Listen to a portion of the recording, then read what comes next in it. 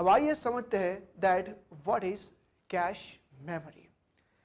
देखिए, सीपीयू आखिरकार प्रोसेस करने के लिए इंस्ट्रक्शंस कहां से लाएगा?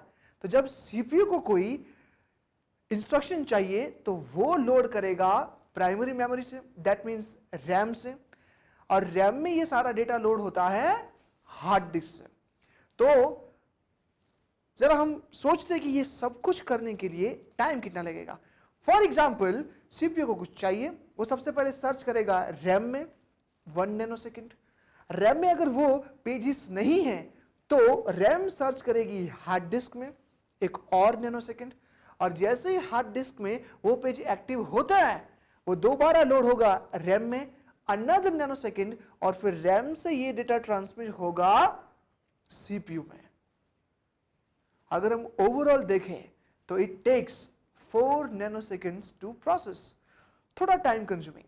यहां पे साइंटिस्ट ने यह सोचा कि क्या हम कोई ऐसा टेक्नोलॉजी डेवलप नहीं कर सकते कि instead of searching into RAM, CPU directly ही अपने पेजेस को सीपीयू में से ही उठा पाए।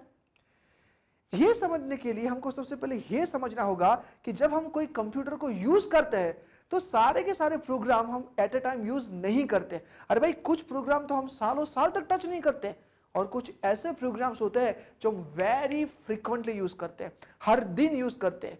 एग्जाम्पल के तौर पे अगर हम जॉब कर रहे हैं तो MS office, VLC media player, ऐसी कुछ एप्लीकेशन हम बार बार यूज करते हैं। जो चीज हम बार बार यूज करते हैं उसे हम कहते हैं फ्रीक्वेंटली यूज्ड एप्स और पेजेस। तो साइंटिस्ट ने यह सोचा कि हम सीपीयू के विद इन में ही एक मेमोरी स्लॉट क्रिएट कर देते हैं। तो जो भी ये फ्रीक्वेंटली यूज्ड पेजेस हैं वो सीपीयू के विद इन में उसी मेमोरी स्लॉट में सेव हो जाएंगे। अब सीपीयू क्या करेगा? Instead of searching first into RAM, वो सबसे पहले सर्च करेगा अपने उस मेमोरी में। अगर रिक्वायर्ड पेजेस उससे वहीं से मिल जाते हैं तो रैम में सर्च नहीं करेगा। तो होता क्या है, सीपीयू से सीधा मेमोरी और मेमोरी से डायरेक्टली सीपीयू, और ये काफी हाई एंड मेमोरी होती है। जितना रैम और सीपीयू का टाइम लगता है उतना ज्यादा टाइम नहीं लगता। दोस्तों, ये जो मेमोरी है जो फ्रीक्वेंटली यूज्ड पेजेस को स्टोर करके सीपीयू में प्रोसेस करवाता है उसे ही कैश मेमोरी कहते हैं।